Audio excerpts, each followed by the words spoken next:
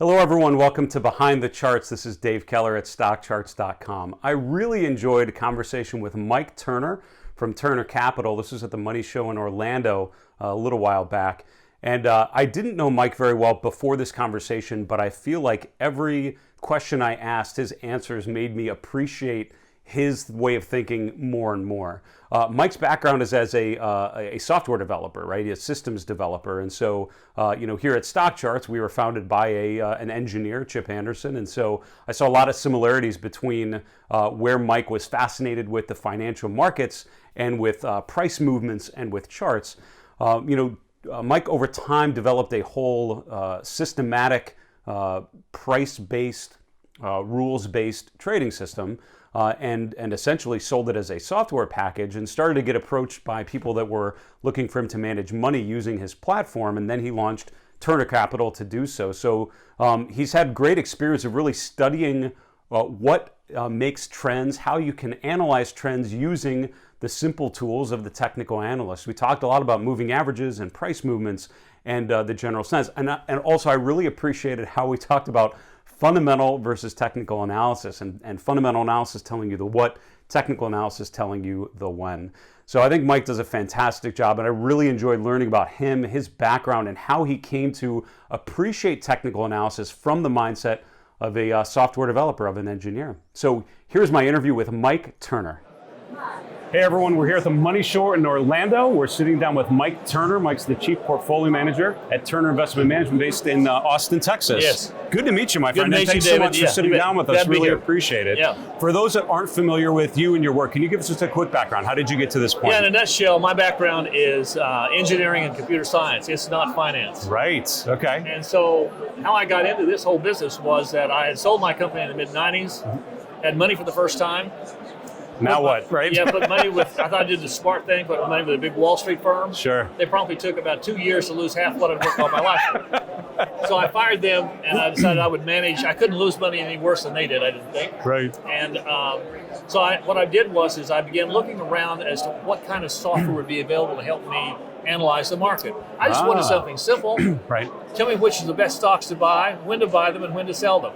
I mean, easy, isn't that right? what everybody, how hard can that be? Well, I couldn't find anybody that had a product at that time. This was in the late 90s. Okay. That I was happy with. There's some really good stuff out there now. Sure. But at that time, there wasn't. Yeah. And so with my background in computer science, I began building my own system. Okay. I really poured my life into it, and I began doing a ton of research about what is it that makes the market move, what is it that makes a stock move, what is the volatility factor, how much can a stock move against me in the upcoming 5 trading days, for example, and still be in an uptrend. So I know how to set my stops. All kinds of things I began to look at. Yeah. I began building my own system. What I thought would take me, about 18 months maybe. It took me about 2.5 years, but I finally got it built. And I began making my money back, made my money back. People started finding out about it, and that spawned a new company. That company is TurnerTrends.com. Got it. And my son now runs that. Gotcha, okay. So it's a tools-based system where anybody can log on and they can look up the whether or not it's a buy signal or a sell signal or whatever it might be on the stocks and ETFs. And then about 2004, 2005, people started coming to me asking me to manage money for them. They said, well, we really love the tools you've got, but that's work we have to do ourselves, and we'd rather be playing golf and doing other things. So they wanted to hire me to manage money. Well, I wasn't licensed to do that then. So I'm an entrepreneur. And as you probably well know, entrepreneurs have it's either a blessing or a curse, but it's hard to turn down business coming at you. Of course. And people are saying, please let me put money with you, let me hire you. Yeah. It's hard to turn that down. Sure. And so I said, okay, I reluctantly, which is kind of, looking back now, was a stupid attitude for me to have, but I reluctantly went out, got licensed, set up an RIA, and I began managing money in 2008. Good year to start an investment firm. We actually way beat the market in 2008. But that's another story. And anyway, what happened, David, is I fell in love with this. Okay. I thought I loved software development and all of that, and I did. Don't get me wrong, I still do a lot of that. I'm in charge of the R&D system we have at Turner Capital now. as well as managing the portfolios that we've got. But I really love helping people manage their money from the standpoint of this. Everybody remembers painfully what happened to them in 2008, what happened to them in 2000. And nobody wants to suffer through that again. Right. And so what we have developed is this. We have the ability, and it's not magic, it's just rules, it's just math.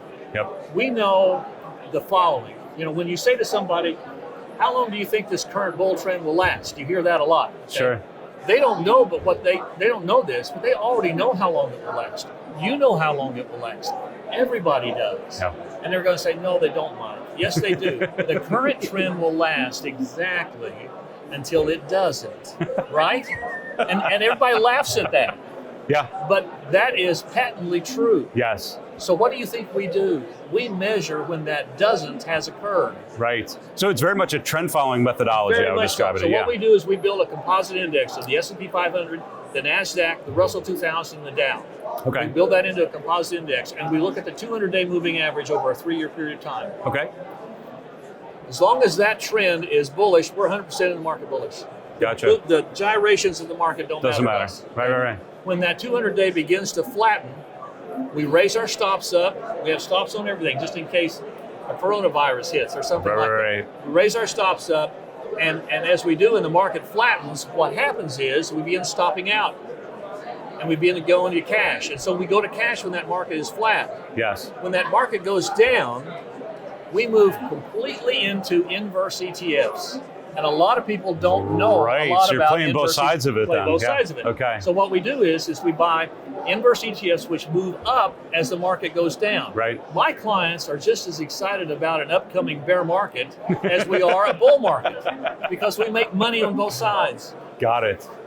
And that's what makes us unique. We're not afraid to go to cash. Right. Okay, and everything is mathematically derived. Everything is rules-based. Yeah. We're very disciplined. There's no guessing. And is there any fundamental component to your models, or is it purely a technical one? When you get into here's the thing that I totally believe in. Mm-hmm. You should never buy a stock or any holding based on fundamentals.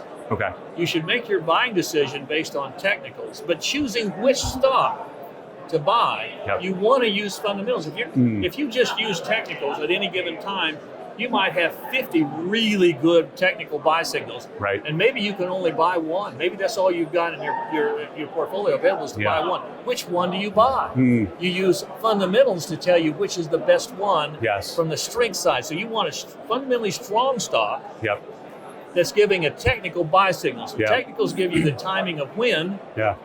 Fundamentals tell you what. Yeah, when I was at Fidelity, we always said a good company doesn't always necessarily make a good stock, and that's how we related. Good fundamental story, but a bad chart, it's not worth it. It's just not worth it. It's not, and here's the problem. You can own some of the best companies in the world. Right. But you hit a 50% bear market, and they're going to go down. They're going down. They're going to go down. And the thing that I am so completely opposed to is saying, well, try to beat the market all the time, and you say, well, even in a bear market, we're going to beat it by 20%. Let's just say that was a claim that was being made. I'm not trying to make that claim. Sure. Let's just say it was being made. People need to realize that if you go down 50% and the strategy you got beats the market by 20%, you still lost 40%. Yep, that's right. And so we don't play that game. Got it. If the market's going down, we want to make money going down, not lose less. Right. Losing less is not a good strategy. Still losing. You're still losing. Can you talk a little bit about the technical components of your model? In particular, how did you develop that in terms of how did you learn about technical analysis? What was your exposure to it, and how did you decide what was in there?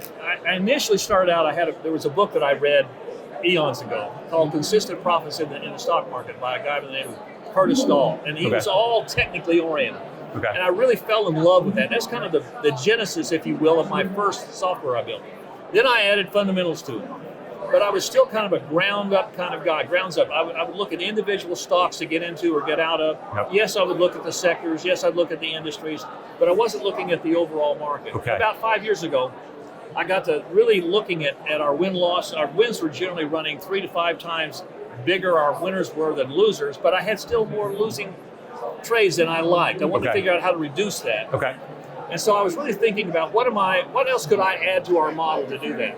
And so we began looking at how much does the market overall play a role in the overall movement of individual stocks. Is this the market directional methodology that you talk about? It is. It's right, my market direction. Gotcha. So what I discovered in that process, which is another talk we could have, it's a whole process, was that the market is not just a part player in this whole process. Right. You want to think about the market being everything. It's the oxygen that you breathe. I like that. It's everything. Okay. Yeah. So if the market is going down, you don't want to own any stock. Right. Because you might have a stock that bucks the trend, okay, but it's going against a headwind, and oxygen is being taken out of the room. I like it. That stock's going to start going down at some point. Right. Okay? The market will tell you whether to be bullish or bearish, and then once you are bullish, okay, which is where we are now, it depends on the model. In my tactical growth model, for example, I'll have 20 stocks in it. Very strong, fundamentally strong, uptrending stocks. Right. And by the way, I look at that same curve on individual stocks that I do it on the overall market. I see. So the stock has to be in its own market, trending higher. Yes. That the market tells you whether to even look at it. Okay. So that's how I go about making the decision about which ones to get into. All of the great stocks that you can think of right now that are doing well, we've got in our tactical growth model. Right. Because they're all moving up and the market's moving up. So can you talk a little bit about what you're seeing broadly with the markets, right? The S&P here in early February, new closing highs or testing new highs. Yeah. Technology continues to do well, semiconductors do well. Particularly what are you seeing and what warning signs, what would tell you that this long-term uptrend has subsided? Is there a line in the sand? Here's exactly how I would measure that. Please. Okay. The first Friday that the market close on those four major indexes, the composite, is lower than the previous Friday. Okay. That's a warning number one. Okay. Shot across the bow. That's the first one. Okay. At that point, I raise stops. Got it. Okay. Don't go to cash. Right. Don't turn bearish. I raise stops. Get a little more conservative. A little more conservative. Okay. 2 weeks in a row, I raise stops again. Okay. Where the Friday closing is lower than the prior previous Friday of the market. Yes. The third one hits what we call a tip. That's a trend inflection point. Okay. At that point, I'm out of the market. Got it. Okay. And now we're looking for the next trend down. If it drops again, we're in the inverse ETFs. So I'm not surprised that you have specific steps, and that's why I asked, because I find a lot of people wait until the market turns down. That's when they start making decisions about when they should get out. It's all done ahead of time. I was going to say, you've got it all lined up now, right? When things are good. So I know this, is like I said a few minutes ago. Yeah. I know this current trend will last until it doesn't, and right now it is in a bull trend. Yeah. The coronavirus did not change that. We've had some gyrations. Did not change the trajectory of the trend. Positive. The slope is still positive. Yeah. As long as that slope is still positive, I want to be in this market. Yep. And here's what most people make a mistake of doing. Okay. They try to outguess the market. They think they listen to some talking head or somebody pontificate about the fact that, we're in the 11th year of a bull market. It can't last forever. We got national debt that's whatever it is. We got this and all that. Gold is where you want to go, and the dollar's going to go to nothing, and all those kinds of things go on. And that's all just noise. Yes. Because they're all just guessing. I don't guess. Right? Yeah. Right. It's based on the price. I can have an opinion, you can have an opinion, but our opinions don't make the market. Yes. The market makes the market. And here's, if I could leave your audience with this one thought, is that the market is never wrong. It can be stupid, frenetic, it can have gyrations that make no sense whatsoever, but it's never wrong. Right. If your investments are losing money because you're saying that the market is wrong, it's going the wrong direction, you're losing money, you're the one that's wrong. You want to keep your investments right in sync with the market. That's right. And that's what I do. I love it. Have you thought at all about, so you have a very quantitative approach, it sounds like, right? A very statistically oriented approach. How do you think of the more qualitative versus the quantitative? Is there a discretion that you apply to these models, or is it really? I think the qualitative side is extremely important. Now, there's no qualitative side to the overall market. I mean, you could do a summary of all of the stocks that are in whatever market you want to look at and say how good are the fundamentals. I look at the fundamentals on a stock by stock basis. Okay. ETFs, I don't pay attention to fundamentals, only in stocks. Okay. And again, what I want to, if I'm going to own a stock, I want it to be a good one. Right. But I don't make the decision about buying that stock until I get the technical quantitative side to tell me to do it. So the trend, the technical side gives me the timing. Got it. I don't look out there and say, oh well, Microsoft's a great company because of this, that, or the other, or whatever it may be. I own Microsoft right now. I think it's a great company. Yep. It's going to the moon, right now. Yep. But I've got a stop on it. I'm ready to get out. Always ready. I like that. Be prepared. That's right. You've got to assume that on a given stock, on a given day, particularly around earnings season, on a given day, it can absolutely tank. Take Tesla, right? Sure. So it's going up until it's not, right? It goes up until it doesn't. Good reminder for all investors, I think, is have an exit plan queued up, I think, mentally, right? Mike, this was such a pleasure. Thanks so much. Thank you. We're here with Mike Turner from Turner Investments here at the Money Show in Orlando. Hey guys, Grayson Rose here with StockCharts.com. Thank you so much for watching. I hope you enjoyed this video. Remember, if you did, give us a like down below, leave us a comment. We'd love to hear from you. And most importantly, don't forget to subscribe to our YouTube channel for daily content from an incredible collection of technical analysts and financial minds. We'll see you back here very soon. Happy charting, my friends.